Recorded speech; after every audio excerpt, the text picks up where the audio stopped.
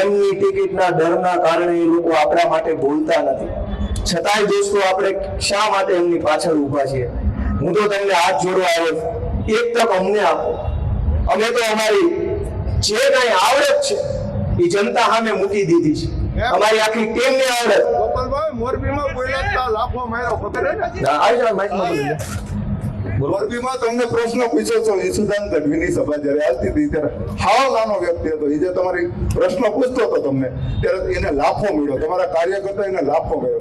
હજી તમારી એક સીટ આવી ભલામણા, તમે એમ કહો કે અમે આમ કરીને અમે આમ કરી. બીજું કઈ કહી દો.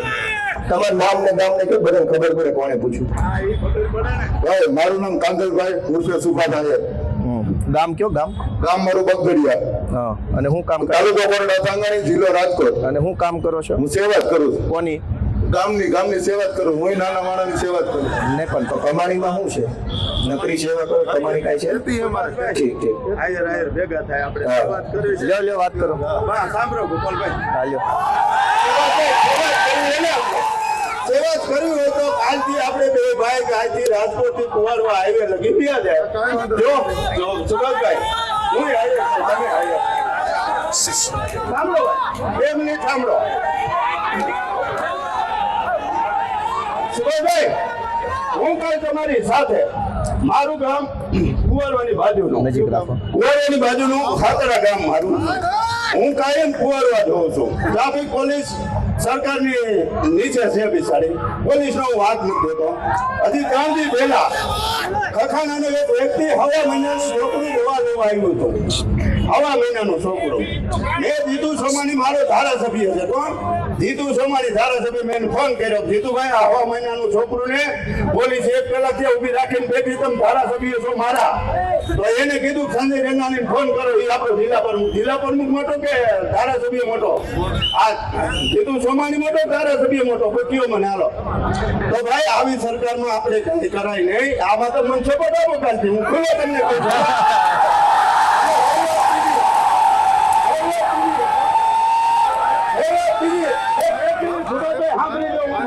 હું કેશુ બાપાના નજીકનો માણસ હતો. કેશુ બાપાનો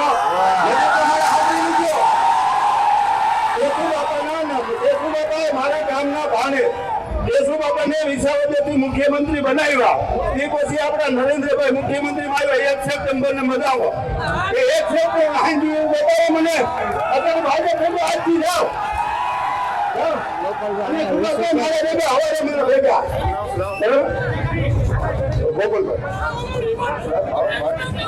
એમાં એવું છે 10 વાગે પૂરું કરવું પડે.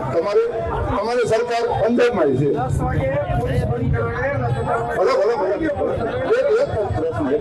ના પૂછવા દો.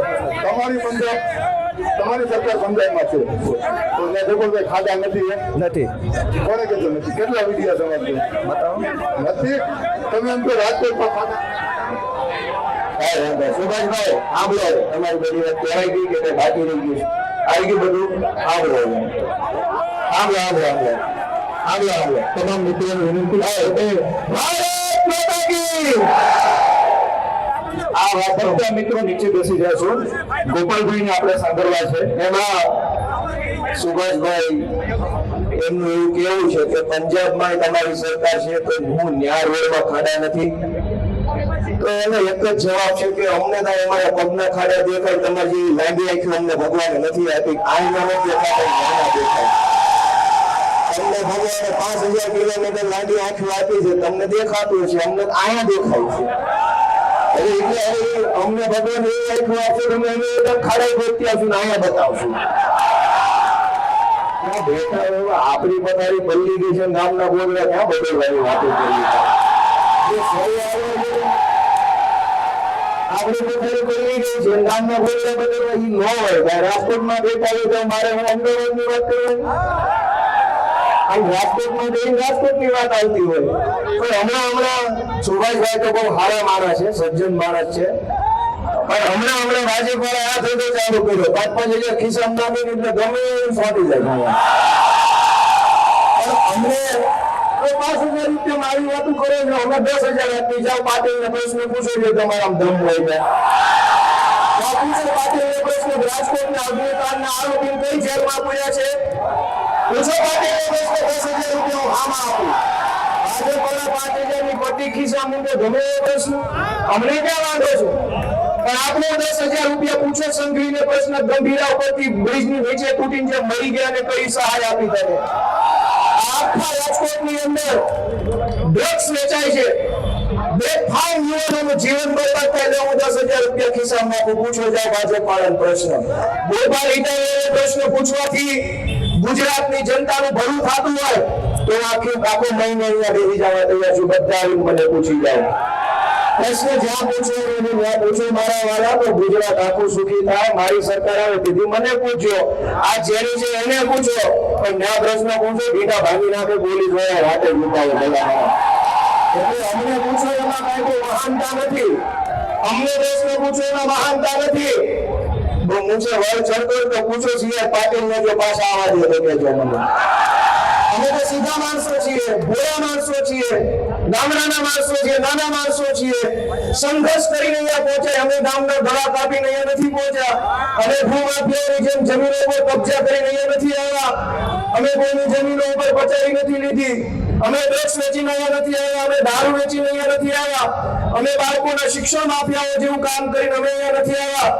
મારી ઉપર 30 જેટલી એફઆઈઆર છે, 15 જિલ્લાની જેલમાં રહો, જનતા માટે સંઘર્ષ સહન કરે તેવી જનતાએ આશીર્વાદ આપી મને અહીંયા બેહાડે છે. જનતાએ આશીર્વાદ આપીને મને બેહાડે છે. ભાજપની સામે વિસાવદર વિધાનસભાની ચૂંટણીમાં આખા કાઠિયાવાડના ભાજપના નેતાઓ, આખા કાઠિયાવાડના ભાજપના ધારાસભ્યો, સાંસદ સભ્યો, ગુજરાતના મુખ્યમંત્રી, ગુજરાતના ગૃહમંત્રી, ગુજરાતના પ્રદેશ પ્રમુખ, ગુજરાતના કૃષિ મંત્રી, ગુજરાતના વાહન વ્યવહાર મંત્રી, ગુજરાતના પાણી પુરવઠા મંત્રી, આખા ગુજરાતના ભાજપના 400 જેટલા મોટા મોટા નેતાઓ વિસાવદરની બજારોમાં આટા મારતા હતા, એમ કહેતા હતા ગોપાલ ઇટાલિયાને ચૂંટણી ન જીતવા દેતા. એમ છતાંય એ 400 નેતાઓનું અભિમાન તોડીને ગુજરાતના ખેડૂતો, વિસાવદરના ખેડૂતોએ ખેડૂતના દીકરાએ આશીર્વાદ આપ્યો ત્યારે હું અહીંયા આવીને ઉભો રહીને બોલી શકું એમ છું.